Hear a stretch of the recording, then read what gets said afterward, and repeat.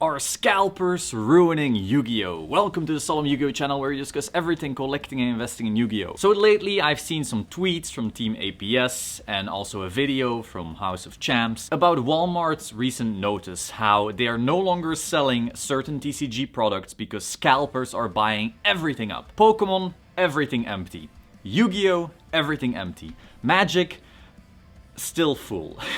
And so this has been a thing for a few months now, to a point where now certain Walmarts are no longer willing to even stock it because of people fighting, stealing, and doing all sorts of horrible shit in order to make a quick buck off trading cards. Now, to understand where this is coming from, you first need to look back at why are they even doing it in the first place? You can't just say, oh, they're scalping, because you could technically scalp anything, but if there's no profit, no one would be doing it in the first place. So where is this profit coming from? There's basically two primary factors that are working together. When COVID hit last year, we went into lockdowns, and so a bunch of people were suddenly stuck at home. And what do you do when you're stuck at home? Well, you're forced into certain types of hobbies. You can no longer go snowboarding or skateboarding or going to festivals, so you have to go into the more nerdy hobbies, my kind of hobbies. So suddenly we had a lot of interest into collectibles again, and this includes trading cards. So demand for Pokemon, Yu-Gi-Oh, and all of this stuff just shot up. Simultaneously, however, we also had these massive stimulus packages in America, meaning suddenly people had a lot of extra income to spend and nowhere to spend it on, except for, once again, these collectibles. So you had way more money supply and way less stuff to spend it on, and that together created this collectible boom that we have been seeing for basically a year now. So forward to today, people are trying to go into Walmart or Target, buying up all the Pokemon and Yu-Gi-Oh, and then flipping it online to make a profit. This means now all of these stores are continuously sold out. Now, Team APS said, hey, this is a problem. They tweeted this out or something like that. House of Champs talked about how it was a problem. And I agree, to an extent. If regular customers can no longer access the product, that's just not that great. It's also a pretty bad look for the community as a whole. Then again, the people usually doing this aren't actually the type of collector, actual part of the community. It's very often people who don't really give a damn about the thing they're scalping. However, I want to be positive, not about the scalping itself, but about the fact that I don't think this will actually last. And here is why. First of all, again, the incentive here, the reason this is happening is because of the demand. The second the demand wanes, these guys are no longer evil scalpers with profits. These guys become bag holders. These guys are stuck with dead stock that they are unable to move. Now, if they're holding stuff that's actually wanted, if they have something like a Rise of the Duelist or a Toon Chaos, sure, they'll be fine. But if these guys have been trying to scalp Genesis Impact and Blazing Vortex, they might be not so fine. And if the Pokemon Company prints plenty of new product for some of these sets that are being scalped, and suddenly stores have plenty of it left, again, people won't be buying all these products at these inflated prices from these scalpers. So they can only keep on doing this for as long as it is profitable. And here's why I think this will stop being profitable. We are already seeing Pokemon's trading card market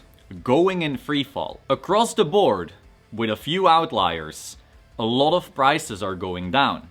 First, we saw it in base set first edition PSA graded cards after the whole Logan Paul break where everything went 10x. Everyone thought, oh, we're gonna be so rich, we're gonna buy up all these cards and they're gonna go up, up, up, up, up, up, up. And then they stopped going up, up, up, and stuff crashed back down. Not below 2018 prices like some people were thinking, but, you know, back down. But then that ripple effect started happening in other places. Certain modern cards started going back down. And so a lot of Pokemon product is currently going down in price. This means the guys still holding some of these boxes, well, they might be able to profit still now, but after a while, they won't. Now, some of you might say, well, you can just keep on holding the product and one day it'll be worth a lot anyway. Well, maybe, or maybe not. But regardless, if they can no longer profit in the short term, the scalping should gradually vanish. But I don't think this is a Pokemon specific thing. This is just the first few warning signs of what happens when shit opens back up. You need to really consider the two major drivers as to why this whole collectible boom happened in the first place. More money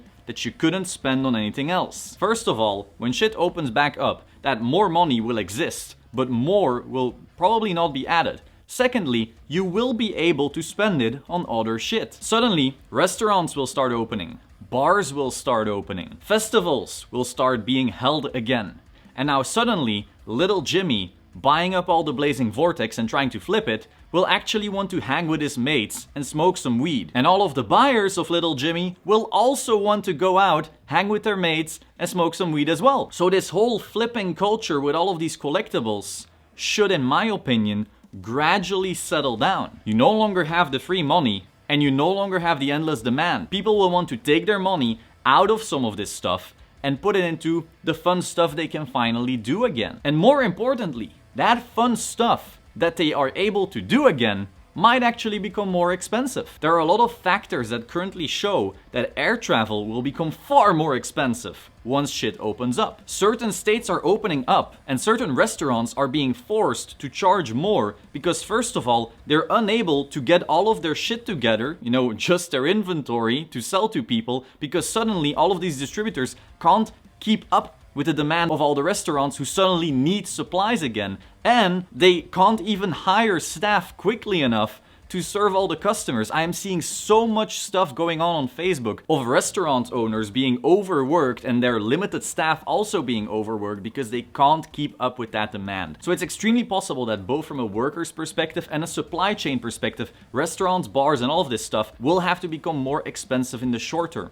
So not only do you need to have the same amount of spending on all these things coming back, but that spending might actually be higher than before COVID. So what happens when all of the regular consumers who just so happened to got interested into collectibles during the lockdowns because they had nothing better to do, suddenly want to go out again and they notice, hey, I kinda can't afford restaurants right now, but I still got this Pokemon shit over here. I guess I can sell it, and now I can go to the restaurant with my friends, I can go to the beach with my friends, I can go to this festival with my friends. And so I'm pretty sure we will actually see the opposite pendulum swing on all of that type of product, especially the product that is extremely plentiful, like the stuff that is being scalped. So while we currently have a lack of supply, which leads to scalping, I think we will actually reach a point of oversupply, and thus the scalping should gradually vanish. But hey, that's just a theory, a game theory. Nah, that's just my thoughts. Let me know your thoughts in the comments down below. If you want to pick up some fire merch, go to zerodamagegaming.com. We also have some beautiful playmats. Be sure to like, subscribe, and I will see you soon. Ciao.